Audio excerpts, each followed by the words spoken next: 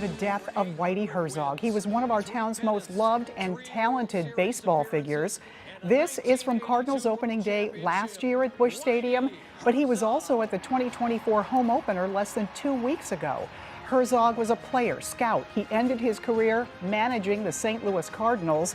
It was a job he had for 11 seasons, winning a World Series title in 1982 and 2 National League pennants. The beloved manager, originally from New Athens, Illinois, continued to live in the St. Louis area even after his Cardinals career. We go now live to sports director Frank Cusimano with more of his life and career. And Frank, he's one of those figures you thought would be around forever. Yeah, Kay. In fact, I think for the last 25 years, we would go to Whitey Herzog's house in Sunset Hills, and we'd go down to the basement, and we'd sit there for about 25 minutes and talk baseball and life. And never once did I leave that house not more baseball educated and not laughing as hard as I did around Whitey Herzog. One of the great things about him is he was so candid. He had a low filter rating. You know, a lot of times he would say, you know, Frank, you're going to get me into trouble with me being so candid. I said, Whitey, nobody's going to be mad at you. And he would tell it like it is about players today. I remember one of his theories was that players worked out too much. They were too cut up and too defined. He said what they should do is eat more steak, more hot dogs, more beers, because you couldn't pull fat.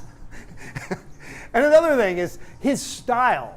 You know, before Whitey got here, drawing 3 million fans was never even thought of at Busch Stadium.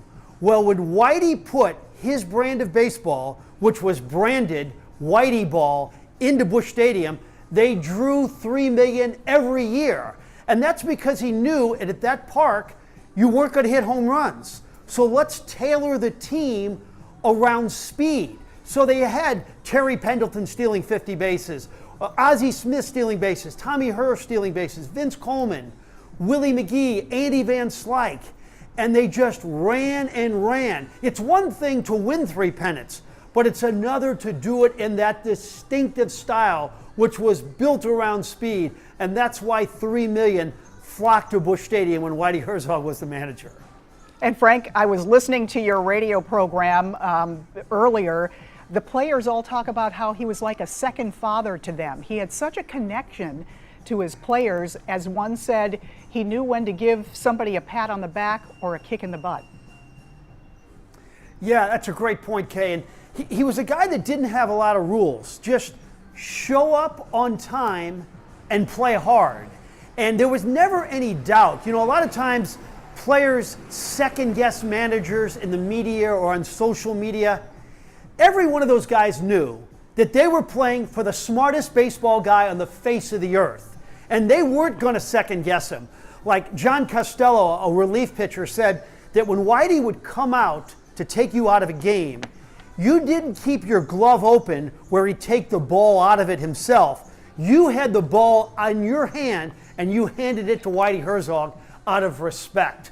So that's just another area that Whitey excelled in, respect from his players and treating them extremely well at all times. And he went into the Hall of Fame in 2010, but he was such a family man. Like, I think of Mary Lou, his 3 kids, 9 grandkids, like 10 great-grandkids.